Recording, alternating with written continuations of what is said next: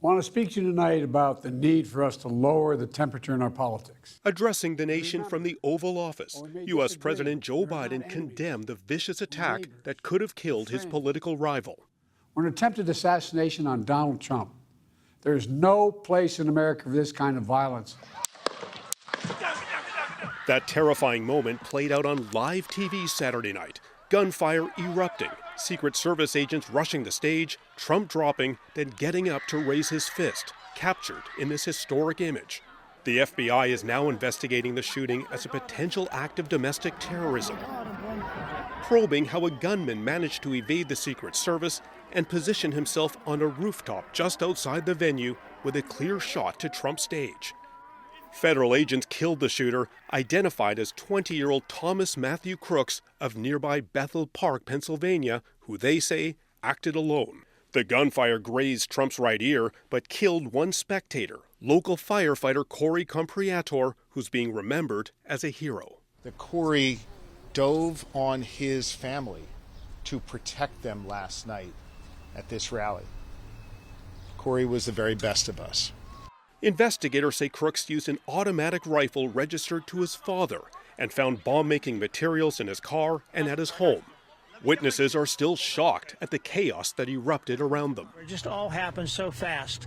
But then we heard other shots, and we're not sure, but we thought that might be the Secret Service. In a statement, former President Trump called on the nation to show our true character as Americans, remaining strong and determined and not allowing evil to win. Former First Lady Melania Trump also posting a rare public statement. When I watched that violent bullet strike my husband Donald, I realized my life and Barron's life were on the brink of devastating change. I've already announced that Congress will do a full investigation. House Speaker Mike Johnson vowing a full public grilling of top security officials on what lapses may have occurred, while at the same time pleading for politicians to dial it back. We've got to turn the rhetoric down. We've got to turn the temperature down in this country. We need leaders of all parties on both sides to call that out. And Richard, this attack has got to have both Republican and Democratic campaigns rethinking their plans right now. Yeah, it has, and we're already seeing adjustments. Republicans have paused their online fundraising. Democrats have pulled their attack ads and postponed upcoming campaign rallies this week as they look to recalculate how to define Trump, who many now view as a brave survivor. And while both leaders are urging unity, we're seeing their partisans reverting back to blaming each other and spreading conspiracies. Now, the other rethink, how will campaigns address the fears from their own supporters worried about safety at events? Does this change enhance security screening or outdoor venues? These are all serious questions and happening just as campaign season kicks into high gear. All right, Richard Madden in Washington tonight. Thank you, Richard. The biggest questions for investigators now: who was the shooter? How did he get so close to Donald Trump? Lisa Shing has what we know about both. The quiet suburb of Bethel Park, Pennsylvania, suddenly abuzz. It's honestly kind of sad. Former schoolmates, a country grappling with how 20-year-old Thomas Matthew Crooks from that suburb an hour away from the Donald Trump rally could have attempted an assassination. Thomas Crooks. This video appears to show Crooks at his high school graduation ceremony in 2022. Classmates paint a picture of a good student and an outcast. He was just bullied. He was bullied so much. He was always getting good grades on tests, everything like that. The FBI says it has not yet identified a motivation. His political affiliations are unclear. He was a registered Republican, though donated $15 to Act Blue, a committee raising money for Democrat politicians. The upcoming election would have been the first time he was old enough to vote. Also unclear how Crooks was able to get on the roof of a building less than 150 meters from Trump. We noticed a guy crawling, bear crawling up the roof of the building. This eyewitness immediately seeing the threat he posed. We're pointing at him. The police are down there running around on the ground. We're like, hey, man, there's a guy on the roof with a rifle. There are reports a local law enforcement officer saw the suspect on the roof but climbed back down when Crooks aimed his rifle at him. It was a failure. This former FBI agent says one of two scenarios could have happened. It was either completely missed during the planning phase of the threat assessment, or it was planned for and somebody dropped the ball in the execution the day of the rally. The Secret Service is responsible for these plans. U.S. President Joe Biden has called for an independent investigation into a shooting that has left a politically fractured nation even more divided. Lisa Shing, CBC News, Toronto. Now, in the shadow of that shooting, the Republican National Convention will get underway just hours from now. Katie Simpson is in Milwaukee, where security, of course, is tight, and the mood has definitely shifted.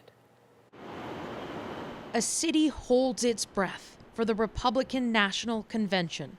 Plans made nearly 2 years ago that will not be changing despite historic setbacks.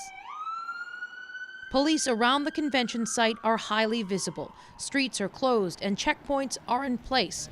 Despite the assassination attempt, no new layers of security will be added. We are confident in these security plans that are in place for this event, and we're ready to go.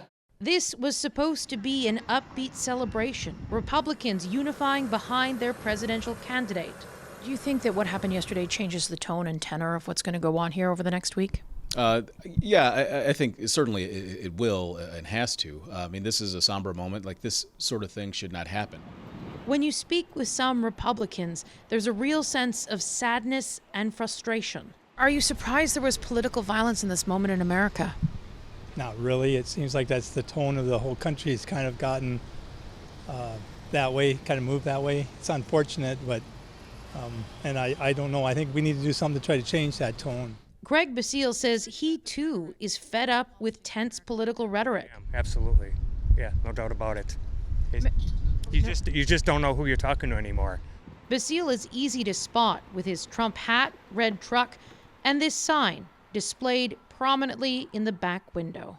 On the back of the truck, you have a sign that says F-word Biden. Is that a part of the troubling rhetoric right now? Yeah, it is. That's the best $25 I ever spent in my life. And I'll tell you honestly, 99% of everybody that sees my truck has something positive to say.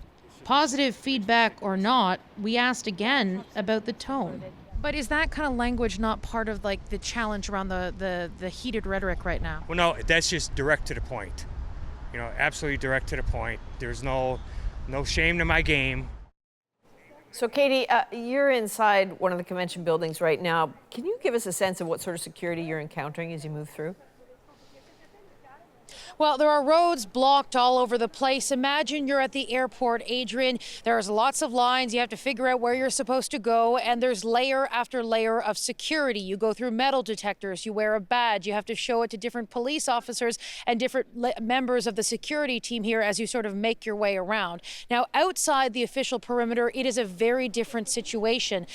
Wisconsin is an open carry state, and that means people can have weapons.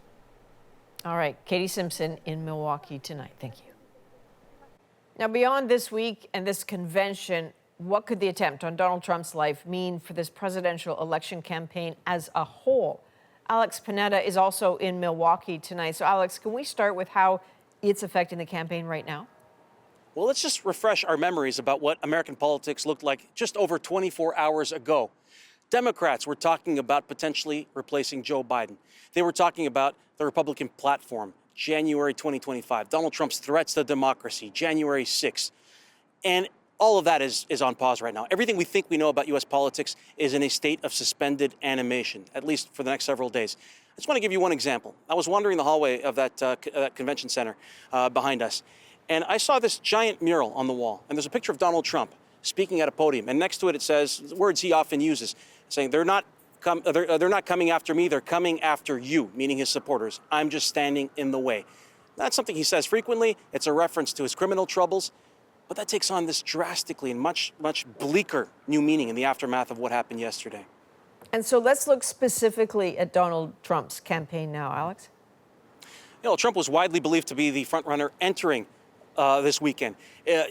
Assuming that most political candidates get a bounce after a convention, assuming that human nature is what it is, he might get a sympathy bounce as well. We could be looking at a situation where he is in a much more solid position within a few days. And then that raises the question of whether Democrats next week wind up back where they started just before the weekend began, talking about potentially replacing their leader. All right, Alex Panetta in Milwaukee tonight. Thank you, Alex.